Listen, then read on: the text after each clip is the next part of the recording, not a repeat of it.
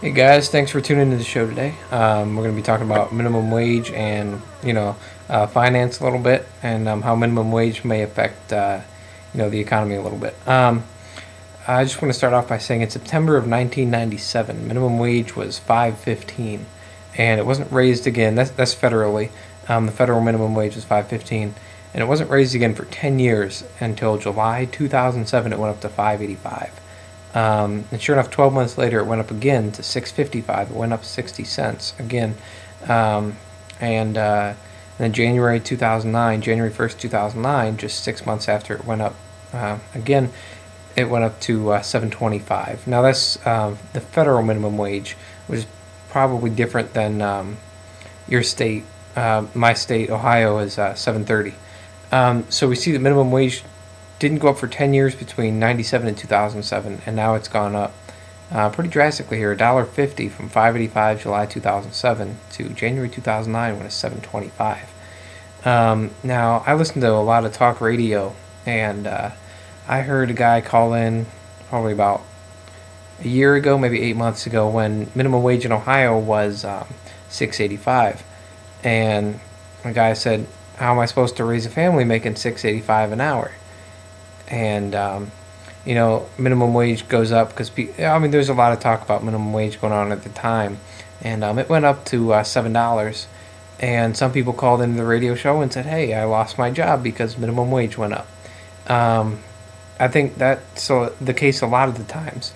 Companies can afford an increase in pay for their, the workers at the very bottom of the chain, and people are going to lose their jobs if minimum wage goes up. Prices are gonna inflate. We're starting to see like the McDonald's and the Wendy's dollar menus disappear and stuff.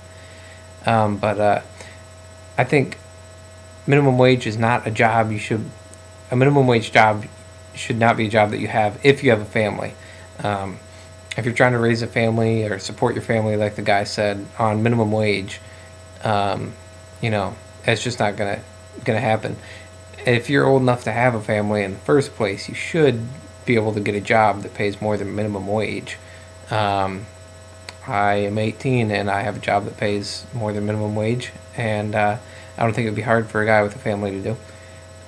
But then I wanted to give you guys like three, like kind of like tips or advice on how to handle your finances. These are pretty obvious, but I think that a lot of people could use some reinforcement. And the first one would be don't spend more than you make. I think most of America today spends more than they make, probably about $1.10 for every dollar. Maybe not so much anymore now that the economy's gone down so much, but probably before the economy went down, it was probably at least $1.10 for every dollar that they made. And a lot of people do that by like pulling out of their savings account to make ends meet, and maybe using credit or borrowing money more than they should have. The second thing is to know the difference between what you want and what you need. What you want would be like the flat screen, high definition TV, and what you need would be like your food and stuff like that, your shelter, your house, whatever. Um, and the third thing would be to shop smart. You can always look online, compare prices. Um, compare prices between like Best Buy and Walmart, for example, if you're looking to buy something. Make sure that you don't impulse spend too much. Like if you see something at the gas station when you're buying gas, you're like, oh, look at that little thing right there for $2. You do that every day, that's going to add up to $60 a month, and $60 a month for the whole year ends up being quite a bit of money. That's $720 or something. So make sure you watch your impulse spending. That's really all I wanted to say about that. Just the minimum wage going up. I think it creates a lot of problems with jobs. A lot of the cheaper jobs then go overseas because companies don't have to pay as much if they employ people overseas as they do here. And then make sure that you're smart with your money, especially times like these. A lot of people still spending too much, using too much credit and stuff like that. But I did want to take a second to tell you about a special guest we got coming on the show on the next episode. It's Sam Amico from ProBasketballNews.com.